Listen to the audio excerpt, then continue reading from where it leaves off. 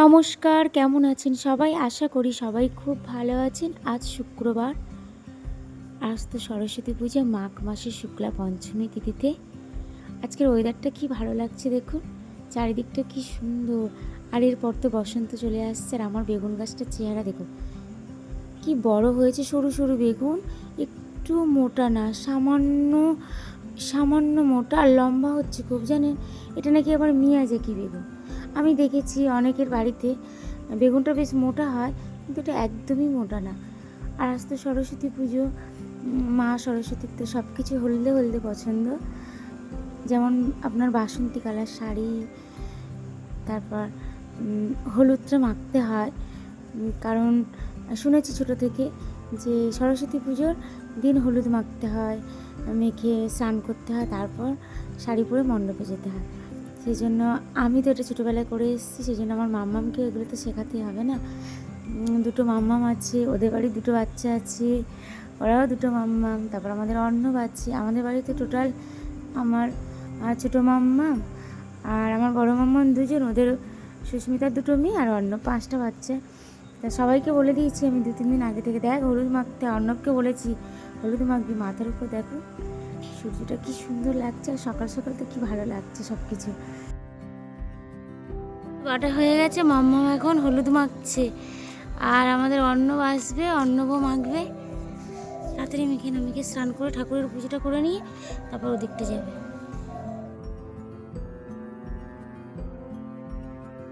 ও হলুদ মাখছে, এদিকে আমি সকালের টিফিনটা বানাতে চলে এসেছি। আমার দাদাভাই তো খাবে, আমরা তো কেউ খাবো না, অঞ্জলি দেবো। বুটটা আমি সিদ্ধ করে রেখেছি, আর আলুটা একটু ভেজে নিচ্ছি। বেশি কিছু তো দিলাম না, আজকে নিরামিষ, আদাও দিইনি, জিরে ফোড়ন দিয়ে দিয়েছি, শুকনো লঙ্কা। প্রথমে একবার সিদ্ধ করেছি, জানেন? সিদ্ধটা হয়েছে, মাম্মামকে বলেছি বাবু একটু বন্ধ করে দেবে, ও বন্ধ করেছে। আমি ভাবছি আমি সিদ্ধ হয়নি, আবার 3-4টে এমন দিয়েছি সিডি, সে পুরো আপনার গলে গেছে, বুটটা পুরো গলে পায়েস। তারপর একটু গরম মশলা দিয়ে দিয়েছি, আর আপনার দিয়েছি কী বলে, ধনেপাতা তো গাছে প্রচুর হয়েছে, মানে পালং শাকের মধ্যে হয়ে গেছে, ওটা দিয়ে সকালের টিফিন তো বানানো হয়ে গেছে, আপনার দাদাভাইকেও দিয়ে দিয়েছি। এখন ভোগের একটু ব্যবস্থা করছি, ঠাকুরের ওখানে নিয়ে যাব। প্রত্যেক বছরই আমি করি, আর এবছর তো মামাম ছোটো, বেশি কিছু করবো না, অনেক খিচুড়ি টিচুড়ি সব করি, এবছর করবো না। নারকেলের নাড়ুটা বানিয়ে নিয়েছি, মুনমুন আছে হেল্প করছে, একটু পিঠে করেছি, অল্প অল্প করে শুধু একটু ডালাটা সাজিয়ে নিয়ে যাব। বড়োবাবুকে বলেছি যে ঘরের পুজোটা দিয়ে নিতে, ও চলে গেছে মন্দিরে পুজোটা দিয়ে নিতে। আর আমি এদিকে ভাজি, মুনমুনাও একটু হেল্প করছে, সুজি করছি, আর পিঠে লুচি, ব্যাস। আর একটু ফল টলগুলো কেটে নেবো, মিষ্টিগুলো নিয়ে। আমাদের 1টার দিকে বামুন আসবে, সেরকমই শুনছি, যে আপনার দাদাভাই বলছিল। রেডি, আর ঠাকুরমশাই এসে গেছে, এখন তো 12:30, 1টা বাজে। সমস্ত ভোগ রান্নাবান্না রেডি, মাম্মাম খেলছে, চলুন পুজোটা সেরে আসে। আলু, মালপোয়া, লুচি, সুজি হালুয়াটা নেওয়া হয় না, সমস্ত ফল, মিষ্টি, দই, এখানে সব কিছুই রেডি করে রেখেছি। এখন চলে যাবো অঞ্জলি দিতে। ছোট্ট করে পুজোটা হচ্ছে, প্রতিমাটাও ছোট্ট করে একটা বড়।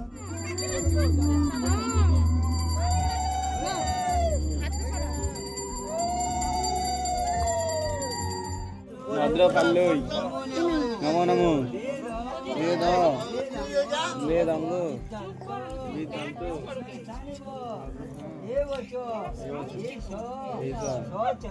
চন্দনা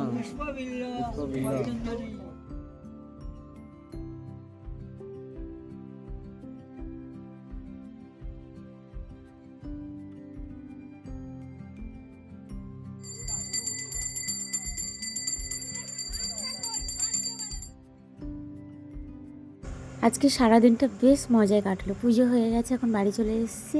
সব উঠানের মধ্যে বসে সবাই প্রসাদ খাচ্ছে, আর কাকিমা নিয়ে এসেছে খিচুড়ি, সুস্মিতা খিচুড়ি বানিয়েছে, শুধু আমি আর মুনমুন বানাইনি। আমি একটু ভাত করবো, আর খিচুড়ি করবো না। এখন খাওয়া দাওয়া করে একটু রেস্ট নেব, তারপর আবার বিকালে তো রান্নাবান্না আছে, একটু বাজার দোকান করতে হবে, গোটা ষষ্ঠী রান্নাবান্না আছে। সবজি বাজার করে নিয়ে এসেছি, কাল তো শীতল ষষ্ঠী, রাতে রান্নাবান্না করে রাখতে হয়, সব কিছু গোটাই রান্না করতে। সব কিছু গোটা বলতে আপনারা ভাবছেন যে কুমড়ো গোটা দেবো, সেটা না। যেমন গোটা আলু দিতে হবে, বিনস গোটা দিতে হবে, তারপর আপনার এই যে বিট, এটাও গোটা দিতে হবে, সিম, কড়াইশুঁটি, কুল দিতে হবে, বেগুন একটা গোটা দিতে হয়, মানে কিছু কিছু জিনিস আছে সেগুলো গোটা দিতে হবে। প্রচুর সবজি বাজার করেছে। আর এই যে শীষ পালং, এটা তো মেন। এই শীষ পালং দিতে আমার মাম্মাম দেখুন সরস্বতী পুজোতে এই হাতটা পড়েছে, সেটা আবার মুখে দিয়ে বসে আছে। আর আলতা পড়েছে আবার দেখুন। এই শীষ পালং এটা নিয়ে এসেছি কাল বাজার থেকে। আজকে তো প্রচুর দাম শীষ পালং, 60 টাকা কিলো। কালকে আমি নিয়ে এসেছি 1 আটি 15 টাকা দিয়ে। এই দেখুন কত সবজি। এগুলো সব কেটে কুটে গুছিয়ে নেবো একটু, মানে ওই 9টার দিকে বসাবো রান্নাটা। সমস্ত কিছু সিদ্ধ করে তার মধ্যে কুকারে সিদ্ধ করে নেব আগে, নিয়ে তারপর কড়াতে সাঁতাল দিয়ে নেব। আর পান্তা বেশ কালকের দিনটা বেশ ভালোই কেটে যাবে। সবজিগুলো কেটে গুছিয়ে রাখি, তারপর রাতেরও রান্নাবান্না আছে।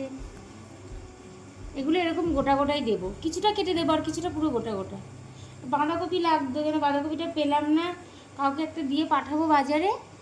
বাঁধাকপিটা কী হয় জানেন তো, ওটা পুরোটা মানে ওই পাতাটা পুরোটা কেটে কেটে কুচি কুচি নিতে হবে। মাঝখানের যে ওর যে একটা মাঝখানে থাকে না, মানে সেই কী বলে ওটা, মাঝখানে যে গোলটা থাকে, ফুলটা যেটা প্রথম থেকে যেটা শুরু হয় বাঁধাটা, সেই ফুলটা এরকম গোটা ওর মধ্যে দিয়ে দেবো তরকারির মধ্যে।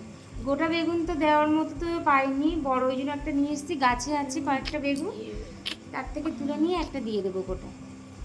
সবজি কেটে ধুয়ে সব কুকারের মধ্যে দিয়ে দিয়েছি, একটু নুন দিয়ে সিদ্ধ বসিয়ে দেবো। দেখুন আমাদের গাছের বেগুনটা দেখুন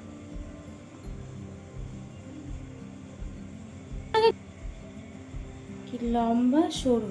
3টে তুলেছি, 3 জনের জন্য। মনমনকে একটা দিয়েছি, সুস্মিতাকে, আর আমি নিজের জন্য একটা রেখেছি। এটাকে লবণ দিয়ে কুকারের মধ্যে দিয়ে তারপর সাঁতাল দিয়ে দেবো, হয়ে যাবে শীতল ষষ্ঠী তরকারি। আর ভাত তো হয়ে গেছে আমার, রাতের জন্য শিম ভাজা হয়ে গেছে, কুমড়ো একটু ভাজবো, ব্যাস। আজ তো নিরামিষ সব কিছু। সবজিটা দেখুন কি সুন্দর সিদ্ধ হয়ে গেছে। আমি তো এভাবে করি, আর সমস্ত মশলা পিটে নিয়েছি, আদা জিরে আপনার শুকনো লঙ্কা সব কিছু দিয়ে দিয়েছি, দিয়ে কষিয়ে নিয়ে দিয়ে দেবো। একটু টমেটো দেবো, দিয়ে আর একটু ভাজা মশলা। সুস্মিতা মশলা বাটছিল, আমি ভেবেছিলাম আমি একটু ভাজা মশলা বাটবো, ওরা বাটছে, ওদের থেকে আবার নিয়ে নিলাম। আমাদের এরকমই হয় জানেন, একজন করলে তার থেকে একটু একটু করে নিয়ে নিই, আর বেশি করতেও হয় না। ব্যাস একটু মশলা ছড়িয়ে দিলাম, দিয়ে হয়েছে। এটা আবার কালকে সকালে খাবো জানেন। আজ তাহলে আসি, সবাই সুস্থ থাকবেন, ভালো থাকবেন, আর দেখা হবে পরের কোনো একটা ব্লগে। বড়দের প্রণাম আর ছোটদের অনেক অনেক ভালোবাসা।